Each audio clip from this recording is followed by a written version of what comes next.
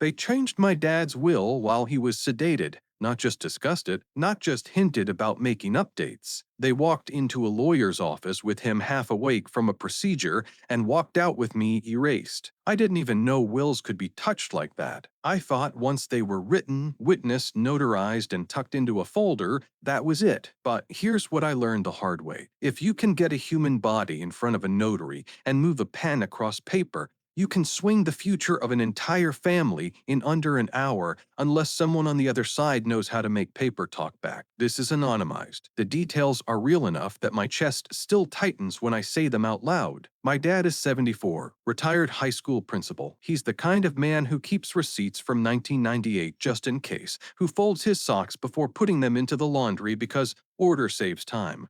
We're close weekly lunches, shared yard work, Saturdays, a running joke about the broom he's owned longer than I'd been alive. I help with refills for blood pressure meds and nag him to drink water. He pretends to be annoyed and does it anyway.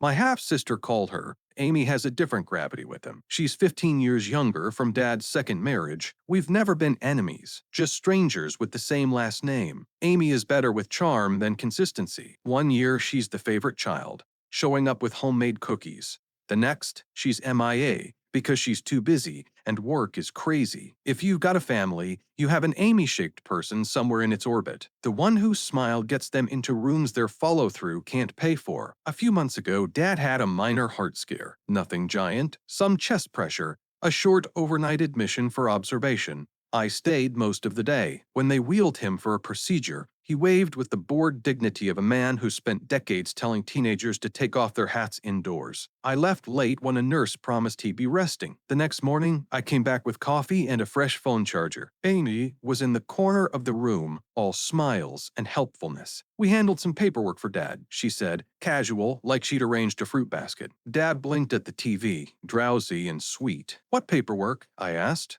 "Just making sure everything's in order," she said. That phrase has a smell. I didn't recognize it yet. I do now. A week later, Dad's neighbor, also his golf buddy, caught me by the mailbox. "Hey," he said, too casually, "heard you're not on the will anymore." I laughed it off. "That's news to me." He shrugged. "Amy mentioned it, said she's handling the estate now." My stomach dropped hard enough to take my knees with it. That night, I went to Dad's place. We ate reheated lasagna in the kitchen. Then I asked to see his will. He nodded, not worried, and pulled a thick envelope from the filing cabinet, the same one I'd seen before. I slid on reading glasses he pretends not to need and started scanning. The last page wasn't the one I remembered. Distribution had changed. My share was gone. In its place, personal gifts at the discretion of the executor. The executor, Amy, the notarization date, the day after his hospital stay. The two witness signatures looked rushed, like someone signing a screen before they've read the terms. Dad frowned at my face. "Is that not the one you've seen before?" he asked. "No," I said. My voice sounded flat and far away. He rubbed his forehead, squinted like the words might rearrange into something kind on their own. "Amy said we needed small updates," he murmured. "She drove me to the lawyers." I was still woozy, but she said we were clarifying medical instructions. It was fast. "Did you read what you signed?" He looked ashamed. I trusted her. Here's the thing. Challenging a will after someone dies is expensive and ugly, but catching the change while the person is alive and the ink is still drying, that's different. That's daylight. The next morning, I called the lawyer's office. I didn't do the sugar voice. "I need to discuss my father's will," I said. "Client confidentiality," the receptionist recited. "We can't." I thanked her, hung up, and called Dad. "Do you want to know exactly what you signed?" I asked. Silence. Then, "Yes." I told him to call his lawyer and put me on speaker. When the lawyer picked up, Dad said, "I authorize you to tell my child exactly what we did last Tuesday." The lawyer hesitated, then sighed. "Your daughter came in with you," he said. "She said you wanted changes. You seemed tired. I asked if you understood, and you said yes. We reviewed terms, you nodded, we notarized." "What changes?" I said. He cleared his throat. "She's sole executor. She has full discretion over distributions. Specific gifts to you were removed." Dad's voice went flat. "Removed? It's legal," the lawyer said. "But if you feel you weren't in a state to consent." "I wasn't," Dad said. I asked for copies of everything: the signed will, the prior will, the engagement letter, any notes, the witness names, the notary journal entry if they had it. He emailed by afternoon. I printed and spread the pages across Dad's table like a crime scene board. The witnesses? Amy's boyfriend and their roommate. The notary? A mobile notary the firm uses for convenience, not their staff. The intake notes said, "Client accompanied by daughter. Client appears fatigued. Confirms desire to simplify." Simplify is one of those words that can mean cleaner or "I'll be deciding later." This wasn't just sloppy, it was calculated. I called Dad. "Do you want to fix this now?" I asked. "Or later?" "Now," he said. His voice was the one he used when an assembly got too loud and he didn't need a microphone to quiet a gym. We booked a consult with a different estate lawyer. This one had a backbone and a clear desk. She listened all the way through without interrupting. She skimmed the hospital chart showing sedatives administered the day before the signing. She nodded slowly. "Capacity is context," she said. "You can be competent at 10 a.m. and not at 3 p.m. after medication. We'll reset this properly." "What does properly mean?" Dad asked. "Independent witnesses who aren't beneficiaries," she said. "A video record of you stating your intentions in your own words. A brief capacity note from your physician. A will that reinstates your plan, and a clause saying any future changes require a contemporaneous capacity assessment. You'll sign when you're rested and clear. We'll store copies in multiple places. Here, your home safe, and with a trusted person." Dad looked at me. I nodded. He straightened in his chair like a student ready to take a test. 2 days later, fully alert, he signed. 2 witnesses: a retired nurse and a neighbor who owes him nothing but respect.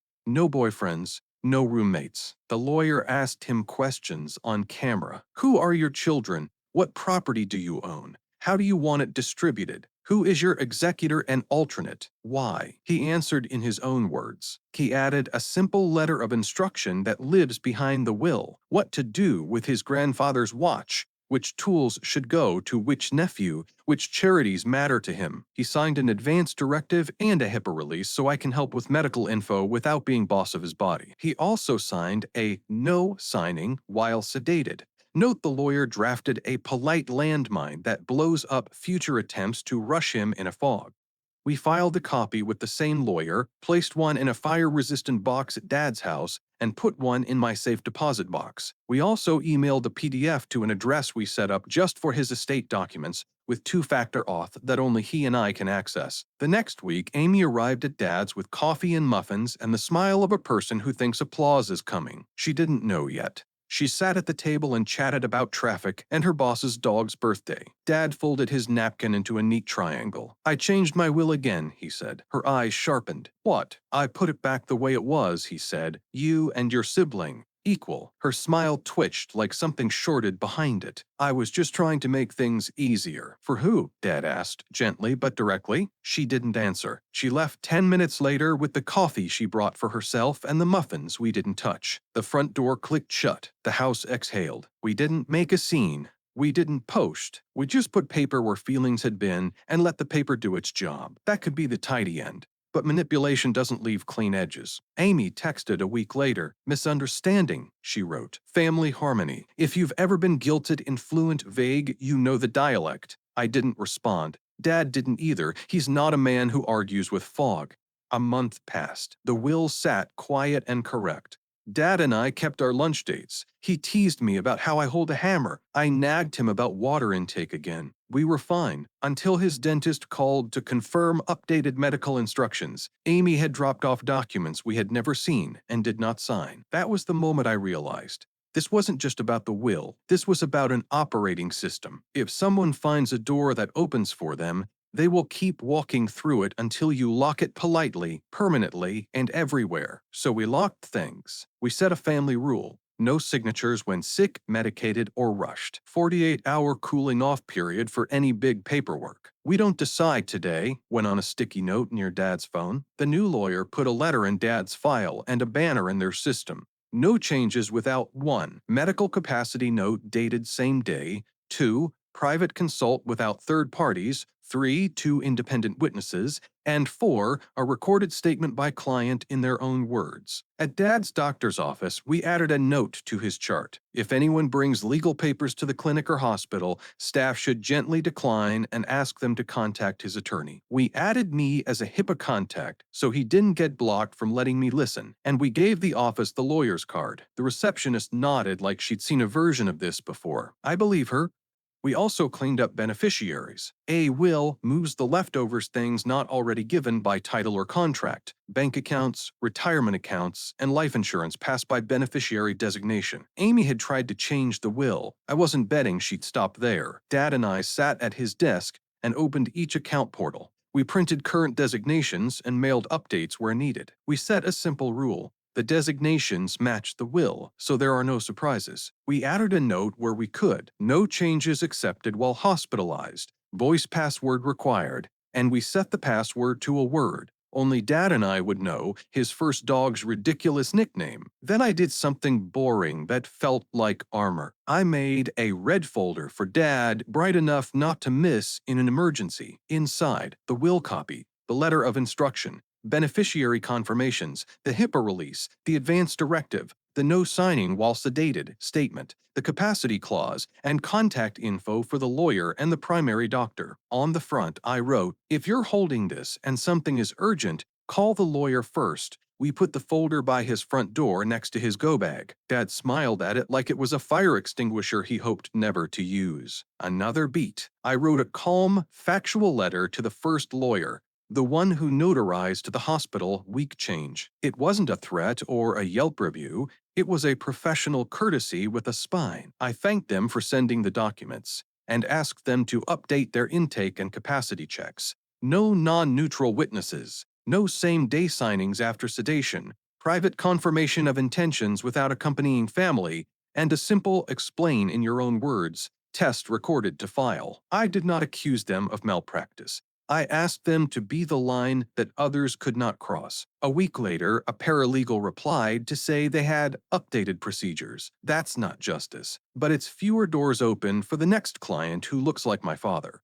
Amy didn't stop orbiting. She changed tactics. Sweetness by the ladle, public displays of dutiful daughterhood, photos with captions that implied closeness measured in pixels. Fine, we didn't engage. Paper, not posts. The real test came when Dad had another outpatient procedure 2 months later. New facility, similar sedation. Amy texted me a winking emoji, and "I can take him if you're busy," like we had not rearranged an entire legal landscape because of her last help. I replied with the time I would pick him up and the name of the nurse on duty. When we arrived, I handed over the red folder's front page. No legal documents, no financial changes. Call the lawyer if anyone tries. The nurse looked at the note, looked at Dad, and said, "We got you. No drama, just a doorway that wouldn't open for the wrong reasons." I don't think Amy is a villain out of a movie. I think she likes being the person with the clipboard.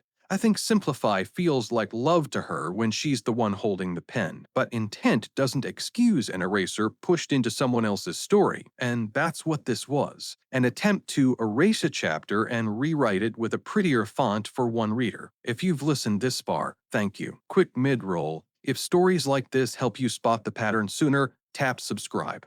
This channel is daily, PG-13, names changed, and always justice first, not legal advice, just real process.